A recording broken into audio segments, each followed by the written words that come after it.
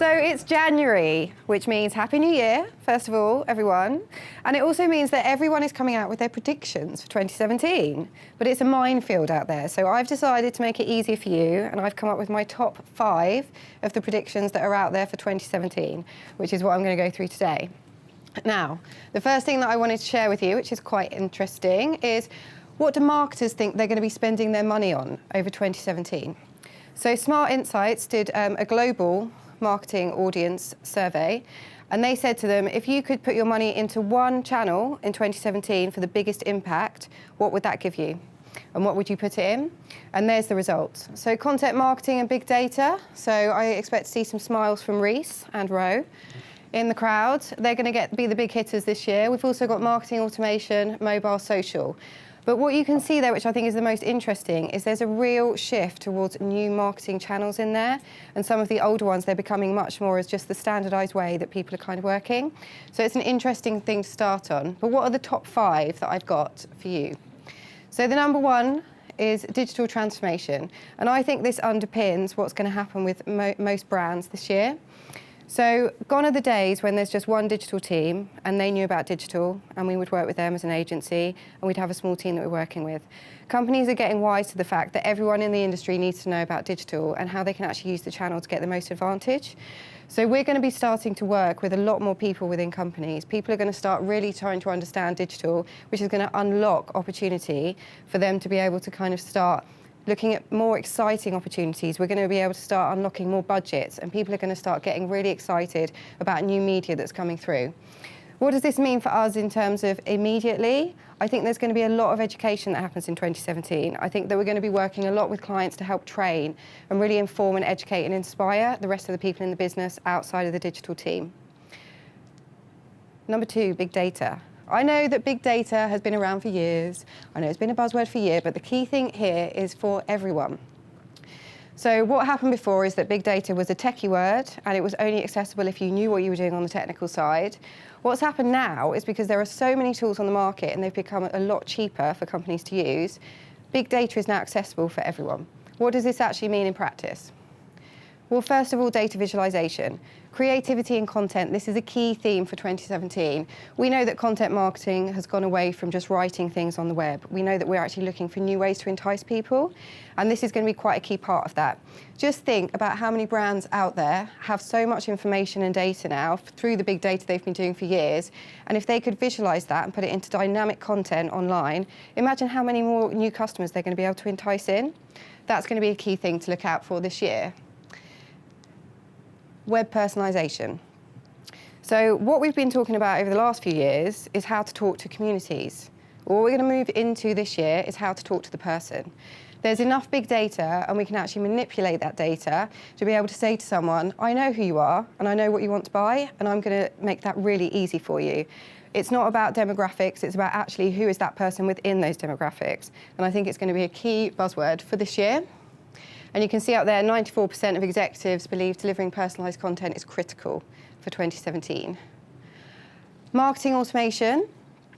Now, marketing automation, again, that has been out for the last couple of years, but I think it's only big brands that have really taken it on in earnest. And I think the reason for that is because it's actually been quite expensive, the technology. But what I think for 2017 is that I think it's actually twofold for 2017. So the big brands that have been using it for a couple of years, they're going to start really using all of that data behind the marketing automation they've done, and it's going to become even more sophisticated. So the lead scoring that they've been working on over the past year to 2 years, that means they're going to be able to get even more personalised messages out to people. They're going to be able to reach a bigger audience. And then other brands that are kind of more mid-tier, because there's more accessible marketing automation tools out there, they're going to be able to actually start doing it and start building up that data.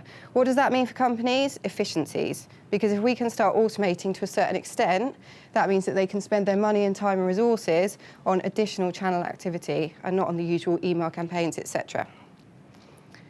Live video streaming. So this one. So we obviously, in October, I think it was last year, Instagram came out with live streaming as part of their stories. Very exciting new time for that. Facebook has obviously been live streaming for quite a while, but they brought out 360. And I think that was the first 360 live broadcast where it was on the Mars orbiter. Loads of people got interacted with this. what it does is it really drives that FOMO phenomenon that people have been going for the last few years. And people really do want to interact, keep in touch, and they want to find out what happens in that live broadcast. What does this mean for advertising? Well, we've been able to tell from stats over the last year that people will stay on live videos much more than they will stay on video on demand. So that means that you haven't got people clicking off. Average time for video on mobile is 2.8 minutes for video on demand, but 3.5 for live streams. 80% would rather watch live video from a brand rather than read a blog. And live video is outpacing the growth of other types of online video with a 113% increase in growth yearly. These are huge. This means that from an advertising point of view, if we start getting into that space, we can make a massive return for customers. Yes, I did it. I have put virtual reality in my predictions 2017. Hands up if you think that virtual reality is a fad. Yes, I was looking at you, Oliver. Bertie. Okay. Well, you're wrong. You are wrong. Because in 2017, we are going to see virtual reality starting to become commercial. And I think that this is very, very exciting.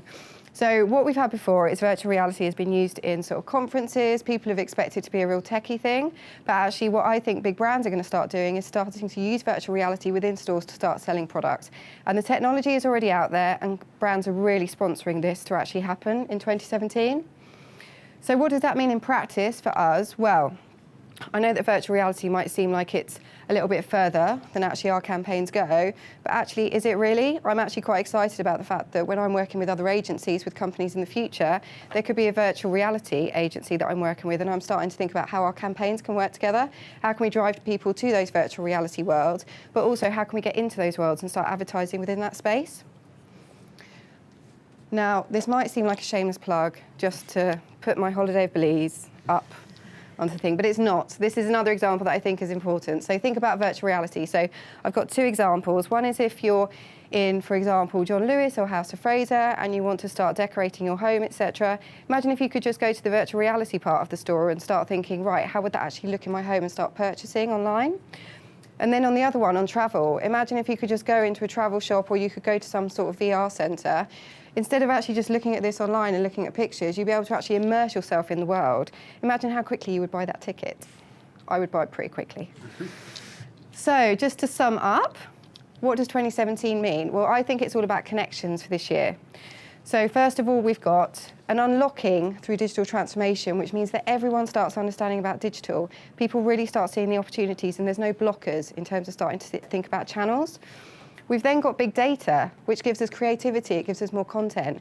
We've got marketing automation, which unlocks efficiency, which unlocks resources. And then we've got something really exciting with new tech, with live video, and we've got VR, which means that we can really start pushing into those channels. So my final pointer is, it's a very exciting year, and we should all be excited, and we need to start working in these different ways. That's it, thank you.